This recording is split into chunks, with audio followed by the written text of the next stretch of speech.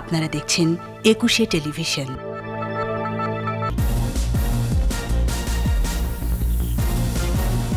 Golden মনিরের হাজার কোটি টাকার সম্পদ, র্যাবের অভিযানে ৮ কেজি স্বর্ণ, অস্ত্র, মাদক সহ গ্রেফতার।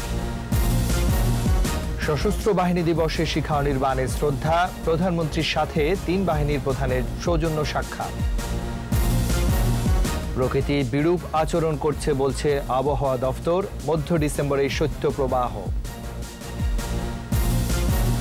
করোনা ভ্যাকসিনের অনুমোদন চায় ফাইজার ও বায়োএনটেক, মার্কিন ঔষধ প্রশাসনের কাছে জরুরি আবেদন।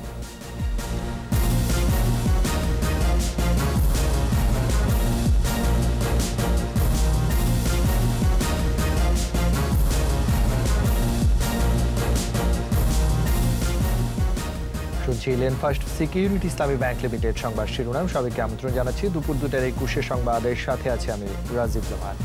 আর দর্শক, একুশে টেলিভিশনের সংবাদ একই সাথে সরাসরি দেখতে পাবেন আমাদের ফেসবুক পেজ www.facebook.com/2124 অনলাইনে। এছাড়াও সংবাদে আরও থাকছে,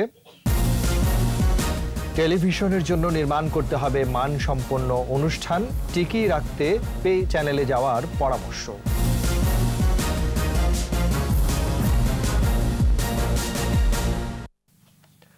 রাজধানীর মেরুলবাড্ডায় গোল্ডেন টাওয়ারের মালিক মনির হোসেনকে গ্রেফতার করেছে র্যাব। এ সময় তার বাসা থেকে অবৈধ অস্ত্র, মাদক ও ৮ কেজি স্বর্ণ জব্দ করা হয়।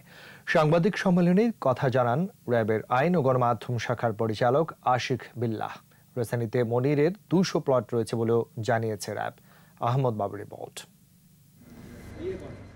শুক্রবার গভীর রাতে রাজধানীর মেরুলবাড্ডার 11 নম্বর রোডে মনির হোসেনের গোল্ডেন টাওয়ারে অভিযান চালায় র্যাব। 12 ঘন্টার বেশি সময় ধরে চলে এই অভিযান। গ্রেপ্তার করা হয় গোল্ডেন মনিরকে। এ সময় তার বাসা থেকে 9 লাখ টাকা মূল্যের বৈদেশিক মুদ্রা, অবৈধ অস্ত্র ও 8 কেজি স্বর্ণ জব্দ করা হয় বলে জানায় র্যাব। এছাড়া মনিরের ব্যবহার করা কাগজপত্রহীন 5টি গাড়িও জব্দ করা হয়। একটি বিদেশি পিস্তল, কয়েক রাউন্ড গুলি, বিদেশি মদ এবং প্রায় 10টি দেশের বিভিন্ন পরিমাণ বৈদেশিক মুদ্রা, প্রায় 8 কেজি পরিমাণ স্বর্ণ র্যাব জব্দ করতে সক্ষম হয়েছে। 90 দশকে গাউছিয়া মার্কেটে বিক্রয়কর্মী ছিলেন মনির। এরপর তিনি অবৈধ পথে সোনা চোরাচালানে জড়িয়ে পড়েন বলে জানায় র্যাব। সে একজন হুন্ডি ব্যবসায়ী, স্বর্ণ চোরাকারবারি এবং ভূমির দালাল। পাড্ডা, নিকুঞ্জ, উত্তরা এবং কেরানীগঞ্জে তার 200-র বেশি প্লট আছে বলে র্যাব জানতে পেরেছে। ইতিমধ্যে 30টি কথা আমাদের কাছে সে প্রাথমিকভাবে স্বীকার করেছে। রাজধানীতে মনিরের 200টি প্লট আছে জানিয়ে র্যাব বলছে, মনিরের অপরাধের সঙ্গে রাজুক, এনবিআর, বিআরটিএ সহ বিভিন্ন অফিসের কর্মীরা জড়িত কিনা তা খতিয়ে দেখতে সংশ্লিষ্ট সংস্থাকে অনুরোধ করা হবে। রাজুকের কাগজপত্র জালজালিয়াতি করে বিপুল পরিমাণ অর্থ সম্পদ এবং স্বর্ণ চোরাকারবারি করে তার যে সম্পদের পরিমাণ সেটি প্রায় 1050 কোটি টাকার ঊর্ধ্বে। অনুমোদনবিহীন বিদেশি মুদ্রা রাখা, সেই জন্যে আমরা বাড্ডা থানাতে র্যাব বাদী হয়ে বিশেষ ক্ষমতা আইনে মামলা দায়ের করবে। অস্ত্র এবং মাদক রাখার জন্য অনুমোদনবিহীন অস্ত্র এবং গুলি রাখার জন্য অস্ত্র আইনে এবং মাদক থাকার জন্য মাদক আইনে র্যাব বাদী হয়ে মামলা দায়ের করবে। পরে মনিরকে জিজ্ঞাসাবাদের জন্য র্যাব 3-এর কার্যালয়ে নিয়ে যাওয়া হয়। আহমদ বাবু, একুশে টেলিভিশন, ঢাকা। নানা কর্মসূচি আর যথাযোগ্য মর্যাদায় পালিত হচ্ছে 50তম সশস্ত্র বাহিনী দিবস। দেশের সব সেনানিবাস, নৌঘাটি ও স্থাপনা এবং বিমান বাহিনী ঘাটির মসজিদগুলোতে ফজর নামাজ শেষে বিশেষ মোনাজাতের মধ্যে দিয়ে দিবসের কর্মসূচি শুরু হয়। দিবসটি উপলক্ষে প্রধানমন্ত্রীর দেওয়া ভাষণ সন্ধ্যা 7:30টায় বাংলাদেশ টেলিভিশন সহ বেসরকারি টেলিভিশন এবং রেডিওতে একযোগে প্রচার করা হবে। আজহারুল ইসলামের রিপোর্ট। 21 নভেম্বর স্বাধীনতা যুদ্ধের একটি মহান দিন। বাংলাদেশের সেনা, নৌ ও বিমান বাহিনী সম্মিলিতভাবে দখলদার পাকিস্তানি হানাদার বাহিনীর বিরুদ্ধে আক্রমণের সূচনা করে এদিনে। 80-র দশকের মাঝামাঝি থেকে সম্মিলিতভাবে 21 নভেম্বরকে সশস্ত্র বাহিনী দিবস হিসাবে পালনের সিদ্ধান্ত হয়। শনিবার সকালে রাষ্ট্রপতি মোহাম্মদ আব্দুল হামিদের পক্ষে তার সামরিক সচিব major general SM. Shamim Uzzaman স্বাধীনতা যুদ্ধে আত্মত্যাগকারী সশস্ত্র বাহিনীর সদস্যদের স্মৃতির প্রতি শ্রদ্ধা জানান। পুষ্পস্তবক অর্পণ করেন ঢাকা সেনানিবাসের শিখা অনির্বাণে। পরে প্রধানমন্ত্রী শেখ হাসিনার পক্ষে শ্রদ্ধা জানান তার সামরিক সচিব মেজর জেনারেল নকিব আহমদ চৌধুরী। এরপর সেনাবাহিনী প্রধান জেনারেল আজিজ আহমেদ, নৌবাহিনী প্রধান অ্যাডমিরাল মোহাম্মদ শাহিন ইকবাল এবং বিমান বাহিনী প্রধান air chief marshal Masihuzzaman Serniabat নিজ নিজ বাহিনীর পক্ষ থেকে শিখা অনির্বাণে পুষ্পস্তবক অর্পণ করেন।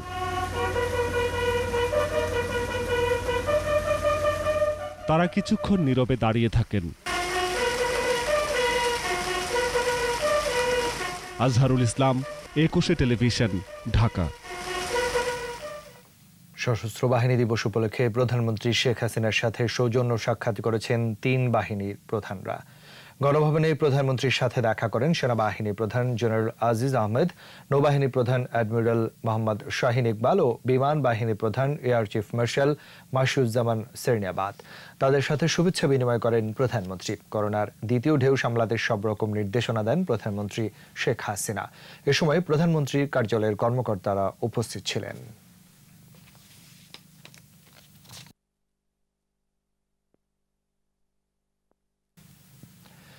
আকাশ মেঘাচ্ছন্ন থাকলেও তাপমাত্রা খুব বেশি কমার সম্ভাবনা নেই। আবহাওয়া অধিদপ্তর বলছেন, ডিসেম্বরের শুরু থেকে ধীরে ধীরে কমতে শুরু করবে তাপমাত্রা, আর মাঝামাঝিতে সময়ে বয়ে যেতে পারে শৈত্যপ্রবাহ। তবে বৈশ্বিক জলবায়ু পরিবর্তন, করোনা পরিস্থিতি সহ নানা কারণে প্রকৃতি অস্বাভাবিক আচরণ করছে বলেও জানান আবহাওয়াবিদরা। ইয়াকুব লিটনের ক্যামেরায় ইবনুর শাওনের রিপোর্ট। অসহ্য গরম থেকে বাঁচতে শীতের অপেক্ষায় থাকেন অনেকেই, কিন্তু শীতের এক একটি দিন এই ছিন্নমূল মানুষগুলোর কাছে একটি দুঃসহ যন্ত্রণা। তাই তো অসহায়ের মতো এভাবে বসে আছেন। কেউ গরম কাপড় দিলে সেই কাপড় দ্বারা শীত নিবারণ করবেন তারা, এছাড়া যে আর তাদের কিছুই করার নেই। মেঘের মাঝে সূর্যের লুকোচুরিতে শীতের আগমনী বার্তা। পুরো শীত আসার আগেই সরগরম শীত বস্ত্রের বাজার। রং বেরঙের কম্বলের পসরা সাজিয়েছেন ব্যবসায়ীরা। রয়েছে বাহারি নানা ডিজাইনের সোয়েটার, জ্যাকেটও। আল্লাহর রহমতে বেচারা ইনশাআল্লাহ ভালো হবে, কাস্টমার নামবে। আমি অনেক দোকানেই জিজ্ঞাসা করে দেখছি এবং মালও দেখছি, কিন্তু দাম বেশি মনে করে এখনো কিনতে পারিনি। অভিযোগের তো কোনো শেষ নেই, আপনাদের অভিযোগ করতে পারেন, তাই তো? আগের তুলনায় একটু দাম কম, মোটামুটি রিজনেবল প্রাইসের মধ্যে আছে। আবহাওয়া অফিস বলছে, দেশের উত্তরাঞ্চলে শীত অনুভূত হচ্ছে নভেম্বরের শুরু থেকেই। বৃষ্টির ফলে রাজধানীতে তাপমাত্রা কিছুটা কমলেও শীত আসতে আরও কয়েকদিন সময় লাগবে। বিশেষ করে ডিসেম্বর মাসে কিছু তাপমাত্রা কমে যাবে, সেখানে 2-1টা মৃদু ধরনের শৈত্যপ্রবাহ হওয়ার সম্ভাবনা আছে ডিসেম্বর এবং জানুয়ারি। যেহেতু শীতলতম মাস বাংলাদেশের, সে কারণে সেখানে হালকা থেকে মাঝারি অথবা তীব্র শৈত্যপ্রবাহ হওয়ার সম্ভাবনা রয়েছে। এবার শীতের প্রকোপ কিছুটা বেশি থাকতে পারে, এমন ইঙ্গিত দিচ্ছেন এই আবহাওয়াবিদ। বিশ্ব পরিপ্রেক্ষিতে যে আমাদের ওয়েদার প্যাটার্ন এবং জলবায়ু ব্যবস্থার যে পরিবর্তন, তার পরিবর্তন হচ্ছে এবং এই যে পরিবর্তনের যে রেট, তার পরিবর্তনেরও পরিবর্তন হচ্ছে। পূর্বাভাস বলছে, ভারতের বিহার ও উড়িষ্যায় বৃষ্টি হওয়ায় 2-1 দিন দেশের আকাশ মেঘাচ্ছন্ন ও কোথাও কোথাও বৃষ্টি হতে পারে। ইবনে নূর শাওন, একুশে টেলিভিশন, ঢাকা। ট্রায়ালে বিশ্বের সবচেয়ে বেশি সফলতা পাওয়া করোনা ভ্যাকসিনের অনুমোদন পেতে জরুরি আবেদন করেছে ফাইজার ও তাদের সহযোগী প্রতিষ্ঠান জার্মানির বায়োএনটেক। শুক্রবার যুক্তরাষ্ট্রের খাদ্য ঔষধ প্রশাসনের কাছে আবেদন করেছে প্রতিষ্ঠান দুটি। তথ্যপাত্র যাচাই বাছাই করে সিদ্ধান্ত জানাতে ঠিক কতদিন সময় লাগবে এ বিষয়ে এখনো ঠিক জানা যায়নি। তবে মার্কিন সরকার বলছে, ডিসেম্বরের প্রথম দিকে ভ্যাকসিনটির চূড়ান্ত অনুমোদন পেতে পারে। এর আগে চূড়ান্ত ট্রায়ালে প্রমাণিত হয় এই ভ্যাকসিন 95% পর্যন্ত কার্যকর। বিরতি নিচ্ছে, স্বাস্থ্যবিধি মেনে চলুন, সুস্থ থাকুন। যখন ফিরছি তখন অন্যান্য খবরের সঙ্গে আরো থাকবে, দুর্নীতি করলে দুদক কর্মকর্তা কর্মচারীও ছাড় পাবে না, হুঁশিয়ারি কমিশনারের। পদ্মা সেতুতে বসছে 38তম স্পান, দৃশ্যমান হবে 5700 মিটার। আমন্ত্রণ আবারও দুপুর 2টার 21 সংবাদে। প্রতিশোধের রাজনীতি গণতন্ত্রের জন্য সুখকর নয় বলেছেন আওয়ামী লীগ সাধারণ সম্পাদক ও সেতুমন্ত্রী ওবায়দুল কাদের। মিরপুর নারায়ণগঞ্জ রুটে বিআরটিসির দোতলা বাস ভিডিও কনফারেন্সে উদ্বোধন করে তিনি অদক্ষ চালক যেন কোনোভাবেই ড্রাইভিং সিটে না বসে সে বিষয়ে সংশ্লিষ্টদের নির্দেশ দেন। জনগণ আমাদের সাথে আছে বলেই ভোটের মাধ্যমে সে বিচার হয়েছে। কখনো আমরা প্রতিশোধ পরায়ণতা দেখাইনি। প্রতিশোধের রাজনীতি গণতন্ত্রের জন্য শুভ নয়। আওয়ামী লীগ পরমত সহিষ্ণু দল, সমালোচনাকে ভয় পায় না। গঠনমূলক সমালোচনা থেকে শুদ্ধ হওয়ার সৎসাহস আওয়ামী লীগের আছে, শেখ হাসিনার আছে। দুর্নীতির সাথে জড়িত কাউকে ছাড় দেওয়া হবে না, সাফ জানিয়ে দিলেন দুদক কমিশনার মোজাম্মেল হক খান। জাতীয় চলচ্চিত্র উন্নয়ন কর্পোরেশনে ডিবেট ফর ডেমোক্রেসির আয়োজনে দুর্নীতি প্রতিরোধে সরকারের সদিচ্ছা নিয়ে এক ছায়া সংসদ বিতর্ক প্রতিযোগিতায় তিনি বলেন, পেকে হালদার ছাড়াও যারা দুর্নীতির সাথে জড়িত তাদের কাউকেই ছাড় দেওয়া হবে না। দুদকের কোনো কর্মকর্তা কর্মচারীও যদি দুর্নীতির সাথে জড়িয়ে পড়েন তাদের বিরুদ্ধেও ব্যবস্থা নেওয়া হবে বলেও জানান তিনি।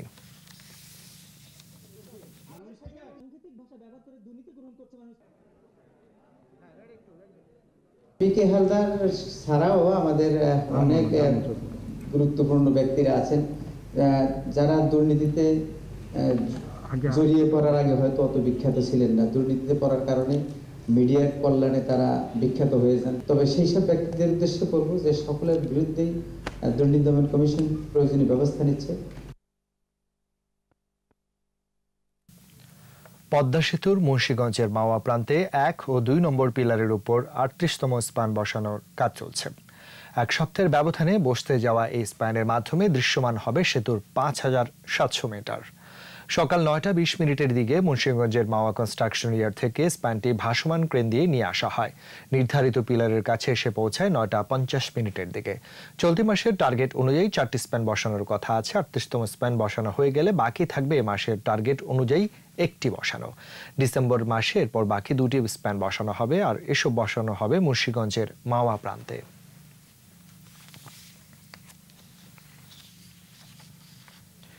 প্রযুক্তির প্রসারে নানামুখী সংকটে থাকলেও টেলিভিশনের আবেদন সবসময় থাকবে।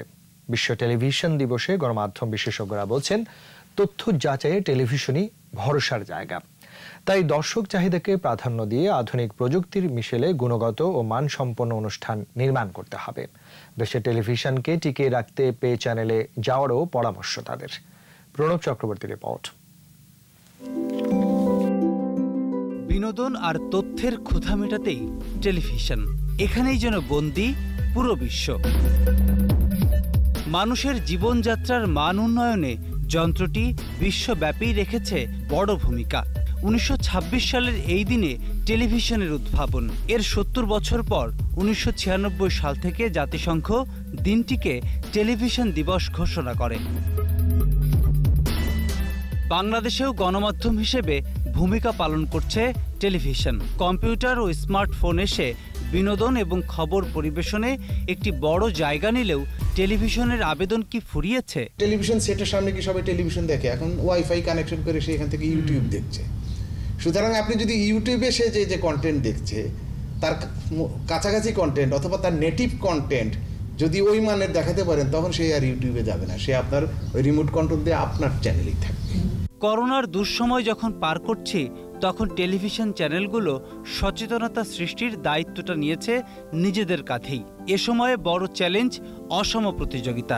তাই শিল্প বাঁচাতে ভাববার তাগিদও আছে। টেলিভিশনের শিল্পকে টিকিয়ে রাখার জন্য জরুরি ভিত্তিতে আমাদের টেলিভিশনগুলো পে চ্যানেলে চলে যাওয়া উচিত। এতে করে যেটা হবে, তার শিল্পটা আরও সুদৃঢ় হবে, ভালো মানের অনুষ্ঠান তৈরি হবে, অসম যে প্রতিযোগিতা সেখান থেকে সে বেরিয়ে আসতে পারবে। চ্যালেঞ্জ থাকলেও সঠিক তথ্য ও মানসম্মত অনুষ্ঠান দিয়েই দর্শকদের কাছে টিকে থাকতে হবে টেলিভিশনকে। একজন মানুষ তিনি অক্ষর জ্ঞান থাকুক আর না থাকুক, তিনি যখন টেলিভিশনের সামনে বসেন সারা পৃথিবী তার কাছে উন্মুক্ত।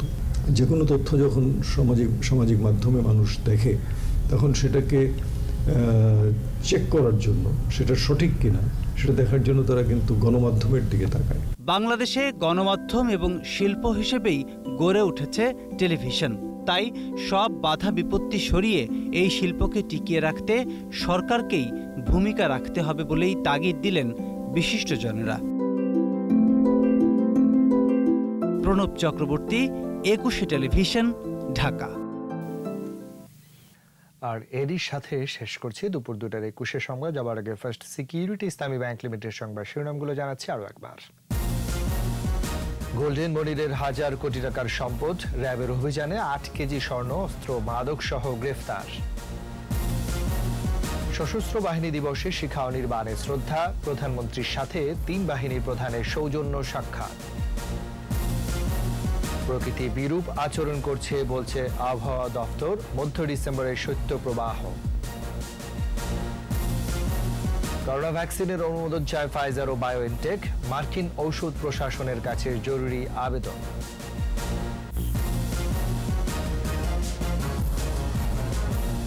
সর্বশেষ খবর জানতে ডায়াল করুন 202 নম্বর আর ভিজিট করুন ekushe.tv.com এর ওয়েবসাইট। এছাড়া ফেসবুকে ভিজিট করতে পারেন facebook.com/ekushe24 অনলাইনে। 6টায় আমাদের চট্টগ্রাম সংবাদ দেখার আমন্ত্রণ রইল। স্বাস্থ্যবিধি মেনে চলুন, সুস্থ থাকুন, একুশের সঙ্গেই থাকুন।